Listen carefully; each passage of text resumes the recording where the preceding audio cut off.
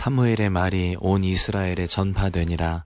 이스라엘은 나가서 블레셋 사람들과 싸우려고 에베네셀 곁에 진치고 블레셋 사람들은 아벡에 진쳤더니 블레셋 사람들이 이스라엘에 대하여 전열을 벌이니라.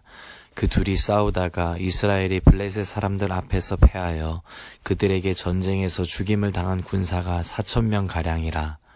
백성이 진영으로 돌아오매 이스라엘 장로들이 이르되 여호와께서 어찌하여 우리에게 오늘 블레셋 사람들 앞에 패하게 하셨는고 여호와의 언약궤를 실로에서 우리에게로 가져다가 우리 중에 있게 하여 그것으로 우리를 우리 원수들의 손에서 구원하게 하자 하니 이에 백성이 실로의 사람을 보내어 그룹 사이에 계신 만군의 여호와의 언약궤를 거기서 가져왔고 엘리의 두 아들 홈니와 비느하스는 하나님의 언약궤와 함께 거기에 있었더라.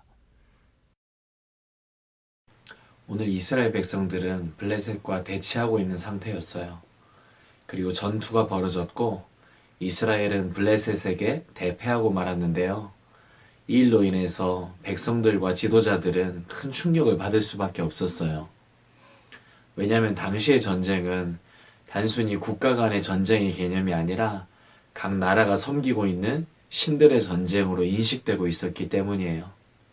그래서 이스라엘이 진 것은 곧 하나님이 패배한 것과 다름없는 것으로 여겨졌어요. 그래서 실망한 마음 가운데 종교 지도자들과 장로들이 모여서 왜 전쟁에서 패했는지에 대해 논의를 했고 그 회의 내용을 통해 이런 결론이 내려졌어요. 전쟁에서 패배한 이유는 언약궤를 안 가지고 갔기 때문이다. 이제껏 그들이 언약궤에 대해서 들어왔던 개념이 있었는데 그것은 바로 언약궤가 하나님의 임재를 상징한다는 것이었어요. 그래서 그들은 자신들의 패배의 원인이 언약궤를 안 가지고 간 것에 있었고 그래서 언약궤를 챙겨가서 이번에는 제대로 복수하자 이 결론을 내렸던 거예요. 하지만 하나님께서 이스라엘 백성들에게 원하고 계시는 것은 지금 언약궤를 챙기는 것이 아니었어요. 정확히 이야기를 하자면 하나님을 붙드는 것이었어요. 왜냐하면 그들의 현재 상태가 하나님을 믿는다고 하면서도 하나님께 제대로 돌이킨 마음이 아니었고 그래서 하나님 중심의 삶이 아니라 여전히 자기 식대로의 삶이었기 때문이에요.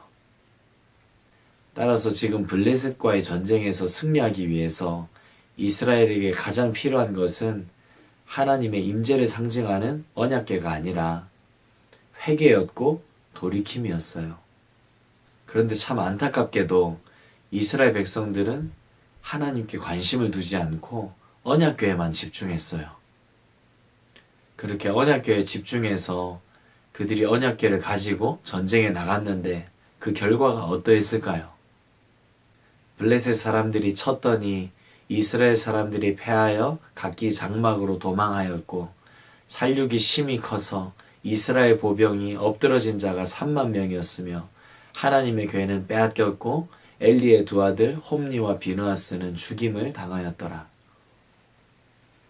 언약궤를 챙겨서 다시 전쟁에 임했지만 이스라엘 백성들이 맛본 것은 더 큰 패배였어요.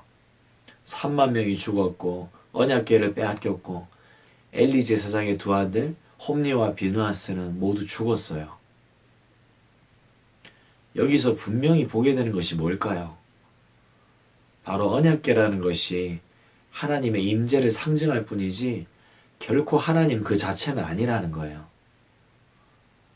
하나님은 일정한 공간이나 특정한 조건에 제한받는 분이 아니세요. 그런데 오늘날 그리스도인들 중에는 삶의 관심이 하나님보다 언약궤에 가 있는 사람들이 많이 있어요. 자신이 살아가는 삶의 현장에서 정말 하나님 붙들려고 하지 않고 그저 언약궤의 한 부분만이라도 잡아봐야겠다. 이 생각만을 갖고 신앙생활하는 사람들이 많이 있다는 거죠. 그래서 신앙을 가지고 있다고 하는 청소년들 중에서도 좋은 대학에 갈 수 있다면 신앙생활을 얼마든지 나중으로 미뤄도 된다는 생각을 하기도 해요. 목사님이 이제껏 경험했던 학생들 중에는 고3이 되니까 공식적으로 예배를 안 나와도 되는 해인 것처럼 선포를 하고 1년 동안 쉬는 케이스도 있었어요. 심지어 교회 중직자분들의 자녀들이었고요. 그분들도 자녀의 그 선택에 있어서 특별한 문제의식을 갖지 않았어요. 대단히 충격이었죠. 오늘날 갖가지 죄악들로 심각하게 병들어 있는 이 세상에서 우리가 확실하게 붙들고 살아가야 할 중요한 무기, 그것은 단연코 하나님이세요. 그런데 이것 알고 있으면서도 정작 자신이 붙들 무기를 하나님으로 삼지 않은 경우들이 오늘날 너무 많다는 거예요. 하나님은 뒤로 밀쳐놓고 그저 당장 자신이 보기에 자기 생각에 될 것 같이 보여지는 것, 뭔가 그럴싸해 보이고 뭔가 능력이 있어 보이는 그 번쩍이는 언약궤를 붙잡으려고만 애를 쓰고 있다는 거죠. 사랑하는 여러분, 우리에게 중요한 것은 언약궤가 아니에요. 바로 하나님이에요.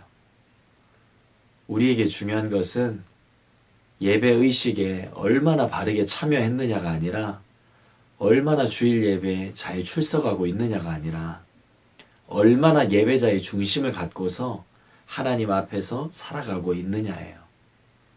뿐만 아니라 우리 삶은 어떻게 하면 좋은 대학에 들어갈 수 있을까? 어떻게 하면 앞으로 좋은 직장 잘 들어가서 인생을 안정적으로 잘 꾸려나갈 수 있을까? 이것에 함몰된 삶이 되어서는 안 되는 거예요. 그 이전에 어떻게 하면 이 악한 세상, 병든 세상에서 내가 믿음 지키면서 바르게 살아갈 수 있을까? 이것이 우리의 관심이 되어야 한다는 거예요. 그리고 이것을 위해서는 어떤 상황에서도 하나님이 중요하다. 이 한 가지 사실만 기억하면 돼요. 그것 기억하면서 하나님 중심이 무엇인지 고민하면서 살아가면 되는 거예요. 그리고 그 모습으로 최선을 다할 수만 있다면 그 다음은 전적으로 하나님의 몫이에요. 그 다음은 하나님께 맡겨야만 되는 것이고요. 하나님은 그 이후에 모든 것에 반드시 책임을 지세요. 그러한 각오로 오늘도 무장하는 우리가 되어서 우리 삶을 통해 이 세상이 예상치 못한 하나님의 기이한 역사의 간증자들로 우리 모두가 서게 되기를 주의 이름으로 축복합니다.